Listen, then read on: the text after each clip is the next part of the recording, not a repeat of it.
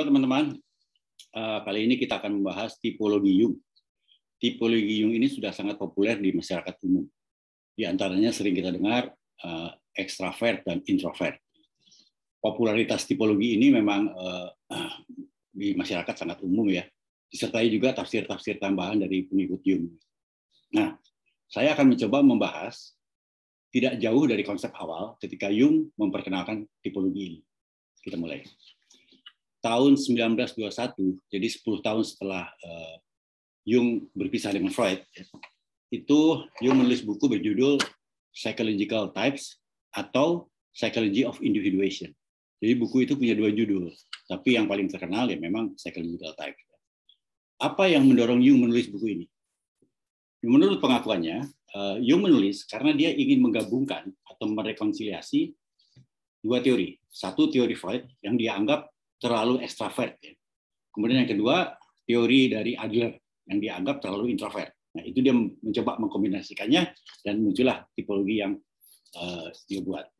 Nah, di dalam buku itu, Jung memulai dengan melakukan dua langkah. Langkah pertama, dia membagi kepribadian itu berdasarkan sikap.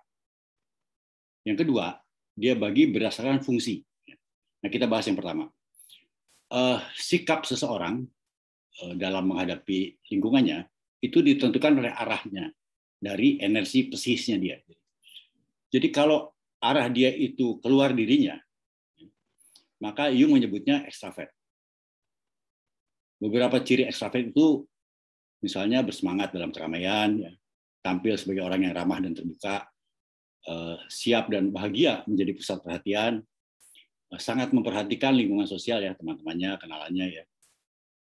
Andai kata ia disuruh membeli atau menggambar rumah idaman, bisa kita bayangkan orang ekstrovert itu akan membeli rumah yang punya pintu dan jendela yang lebar-lebar ya. Mungkin jendelanya semua dari kaca yang besar-besar itu, dan rumahnya tanpa pagar dan harus di komplek yang ramai. Itu kira-kira begitulah. Sebaliknya, selain ekstrovert, ada orang yang mengarahkan energinya itu ke dalam dirinya sendiri. Dia mendapatkan energi itu justru waktu dia sendirian. Jung menyebutnya itu sikap introvert. Beberapa ciri introvert itu dia lebih hidup ya, ketika dia sendirian atau dalam kelompok yang kecil yang akrab dengan dirinya. Dia tampil sebagai orang yang pendiam ya, agak tertutup, menjaga jarak dengan lingkungan ya, lebih senang menjadi pengamat dari pinggir ya. Sangat memperhatikan suasana hati dan pikirannya sendiri. Jadi andai kata introvert itu disuruh menggambar atau membeli rumah, kurang lebih dia akan membeli rumah atau gambar rumah yang jendelanya kecil-kecil, tertutup, ya. Kemudian pagarnya tinggi, dan mungkin di gunung. Atau begini saja, kalau misalnya mereka ingin bertamasya ke Bali, ya. Ekstrovert mungkin dia akan memilih Seminyak atau Kuta. Sedangkan orang yang berkecenderungan introvert, dia akan mungkin kemungkinan besar dia akan memilih Ubud atau malah Kintamani. Jadi itu permisalan dari penggambaran dari ciri ekstrovert dan introvert. Nah, kita ambil contoh lagi sepasang suami istri yang pergi ke pesta pernikahan. Pestanya itu ramai sekali.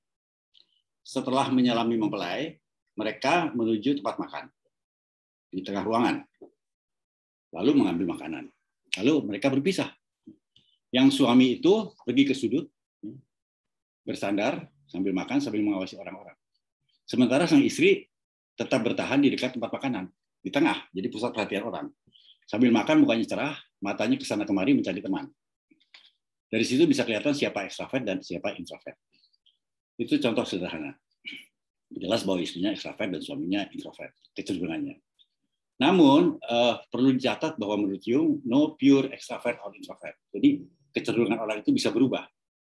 Saya beri contoh begini. Katakanlah A, orangnya ekstrovert. Pergi bersama temannya B yang introvert. Mereka pergi ke pesta lagi, ya, pesta yang ramai sekali.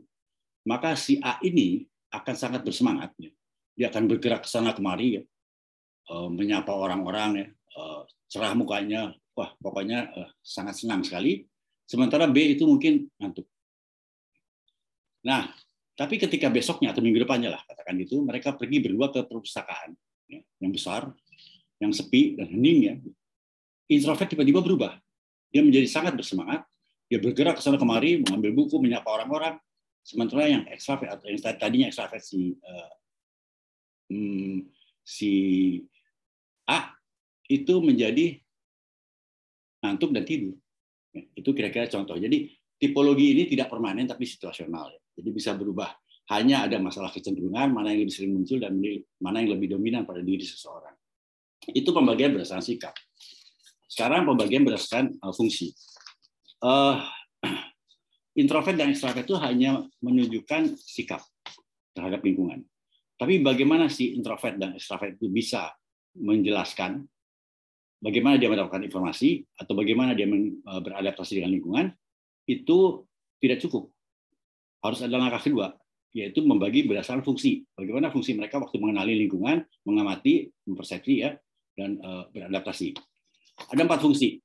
Yang pertama adalah orang yang mengandalkan thinking atau pikirannya dalam mengamati lingkungan. Orang seperti itu dalam benaknya akan selalu muncul pertanyaan, apa ini? What is it? What is it? Lalu mencari jawaban secara rasional. Kedua, orang yang mengandalkan feeling atau perasaan ketika mengamati lingkungan. Dalam benaknya akan muncul pertanyaan agreeable or not, accepted or rejected. Ini bisa diterima atau tidak? Apakah ini bisa disetujui atau tidak? Itu orang yang feeling. Ketiga, orang yang mengandalkan intuisi. Nah, ini beda lagi. Intuisi itu adalah melihat sesuatu yang tidak bisa dipersepsi. Jadi Jung mengatakan bahwa intuisi itu mempersepsi berdasarkan ketidaksadaran. Itulah intuisi, keistimewaannya. Yang keempat itu sensasi, ya, atau sensing. Ya. Jadi tipe ini menilai lingkungan dengan 5 panca indera dia. Di luar panca indera itu hanya intuisi yang bisa melihat. Itu contoh dari fungsi. Kemudian sikap dan fungsi tersebut itu bisa dikomunikasikan menjadi tipe-tipe kepribadian seseorang. Misalnya kombinasi extrovert, feeling, sensing. Kombinasi introvert, thinking, dan intuition.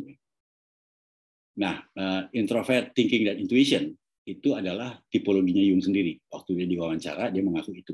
Dia adalah seorang yang tertutup, introvert maksudnya, yang mengandalkan pikiran, dia agak sulit memanage feeling-nya, dan dia bekerja berdasarkan intuisi dia. Nah, sebagai catatan penutup, tipologi kepribadian ini berlaku bagi semua lapisan masyarakat. Lintas gender, lintas tingkat pendidikan, sosial, dan ekonomi. Dan tipologi Jung ini digunakan dengan modifikasi di dunia industri, banyak alat-alat tes, ya. Yang paling populer itu alat tes MBTI. Itu penting juga dipakai untuk rekrutmen atau seleksi. Sebagai misal, ya, untuk mencari seorang public relation, humas, ya, tentu kita akan memilih orang yang extrovert, yang kecenderungannya extrovert. Tapi kita tidak akan memilih orang yang extrovert untuk menjadi bagian accounting. Itu contoh saja, ya. Nah, tapi yang penting adalah di dalam wawancara juga Jung itu dia mengatakan bahwa the type is nothing static. It changes with the course of life. Jadi tipologi-tipologi tadi tidak statis dan selalu bisa berubah. Begitulah teman-teman. Terima kasih.